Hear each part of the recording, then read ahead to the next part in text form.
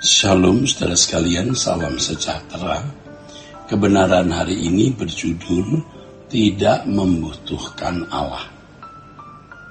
Mengapa orang tidak memiliki perasaan gentar atau takut yang proporsional terhadap realitas atau kenyataan atau fakta terpisah dari Allah itu?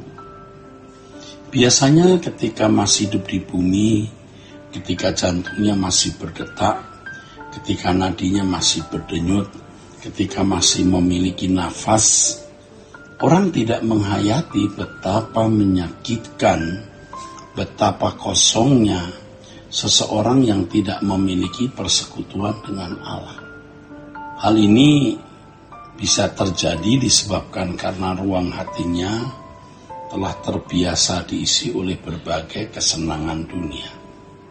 Selera jiwa seseorang telah rusak oleh pengaruh dunia, sehingga kehausan jiwanya tidak ditujukan kepada Allah, tapi ditujukan kepada perkara-perkara dunia yang terkait dengan pemenuhan kebutuhan jasmani dan berbagai kesenangan serta kehormatan manusia. Jiwa manusia dalam keadaan seperti ini adalah keadaan jiwa yang rusak atau sakit. Kesembuhannya memerlukan waktu yang tidak singkat. Kalau kesenangan hidup manusia ditopang atau ditujukan kepada perkara-perkara dunia ini, mereka tidak dapat merasakan kehausan akan Allah.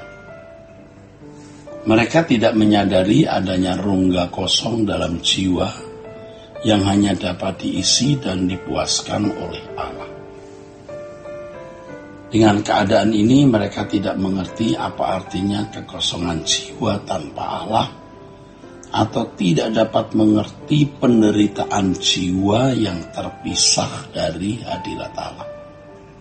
Ya, kalau orang hidup dalam kesenangan dunia, dia tidak akan bisa merasakan penderitaan kekosongan jiwa yang tidak dipenuhi oleh Allah. Ya, dengan keadaan ini mereka tidak mengerti apa artinya kekosongan jiwa tanpa Allah, atau tidak dapat mengerti penderitaan jiwa yang terpisah dari hadirat Allah. Jelas mereka tidak mengerti betapa mengerikan keadaan terpisah dari hadirat Allah selamanya dan terbuang ke dalam api kekal itu. Mereka lebih takut miskin daripada takut terpisah dari hadirat Allah. Bagi mereka mencari Allah bukan sesuatu yang perlu diutamakan, sebab mereka merasa banyak hal yang dipandang lebih penting dan mendesak dibanding kebutuhan akan Allah. Biasanya orang-orang seperti ini menunda pertobatannya. Mereka menunda untuk hidup suci, menunda hidup dalam pengabdian kepada Allah. Mereka memang tidak berpikir dan tidak merencanakan akan mengkhianati Allah. Tetapi dengan penundaan tersebut mereka sebenarnya menolak untuk bertobat secara benar. Akhirnya mereka akan berkhianat terhadap Allah. Harus diingat bahwa pertobatan bukan seperti sebuah titik, melainkan sebuah garis panjang. Pertobatan harus dilakukan sedini mungkin dan harus berlangsung terus-menerus seiring dengan pembaharuan pikiran. Terkait dengan hal ini, firman Tuhan mengatakan, "Berbahagialah orang yang haus dan lapar akan kebenaran, karena mereka akan dipuaskan." Orang yang haus dan lapar akan kebenaran adalah orang yang benar-benar sangat membutuhkan Allah. Membutuhkan Allah bukan karena persoalan pemenuhan kebutuhan jasmani atau sedang dalam masalah tertentu sehingga membutuhkan pertolongan Allah.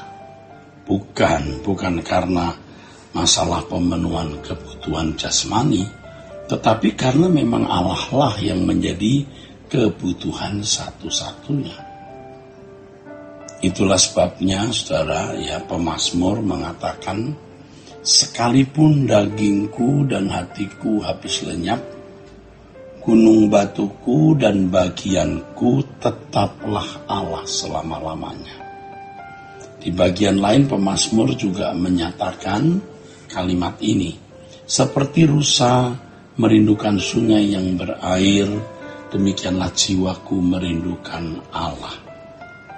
Fakta yang tidak dapat dipungkiri, ya, hari ini sangat sedikit orang yang benar-benar memiliki kehausan akan Allah, di mana Allah benar-benar menjadi kebutuhan satu-satunya dalam hidup ini.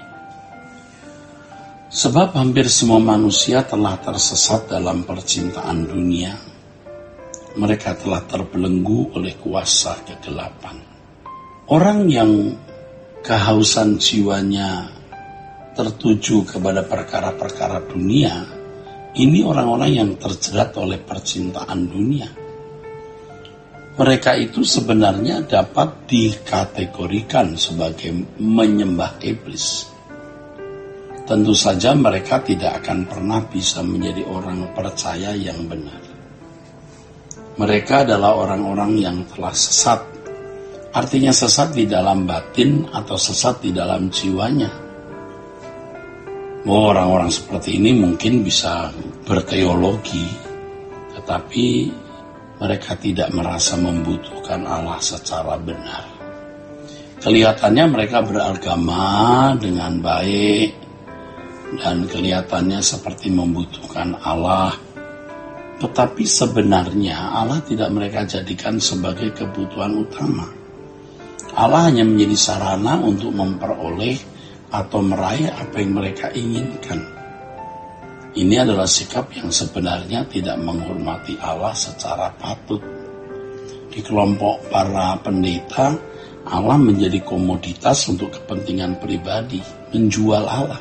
Di komunitas orang-orang berteologi, Allah hanya menjadi objek diskusi, objek eksplorasi, penelitian, ya memalukan kadang-kadang hanya sekedar untuk bisa memiliki panggung atau mendapat keuntungan materi. Ya, memalukan sebenarnya. Orang sesat bukan hanya mereka yang salah mengerti suatu ajaran, tetapi juga mereka yang terikat dengan percintaan dunia, sehingga tidak merasa haus dan lapar akan Allah. Orang-orang seperti ini adalah orang-orang yang tergiring ke dalam kegelapan abadi. Dan banyak manusia termasuk orang Kristen dalam keadaan seperti ini. Bahkan aktivis gereja, para rohaniwan dan pendeta pun tidak sedikit yang terjebak dalam kubangan dosa ini. Tapi mereka tidak menyadarinya. Ya, mereka tidak menyadari bahwa keadaan mereka sangat membahayakan, mengerikan. Orang-orang ini yang sesat di dalam gairah itu, ya, tidak merasa membutuhkan Tuhan. Kalau membutuhkan Tuhan juga hanya untuk kepentingan diri sendiri. Ini orang-orang yang masih bisa beragama, lalu bisa kelihatan aktif dalam kegiatan pelayanan, dan bukan tidak mungkin menjadi pendeta, menjadi teolog yang cakap berbicara. Tapi orientasi mereka itu pemenuhan kebutuhan jasmani, ya, materi, keangkuhan, kesombongan, nilai diri. Mereka sebenarnya tidak berbakti kepada Allah. Mereka berbakti kepada diri sendiri untuk kepentingan diri sendiri. Hati-hati, kita jangan terjebak dalam dosa ini.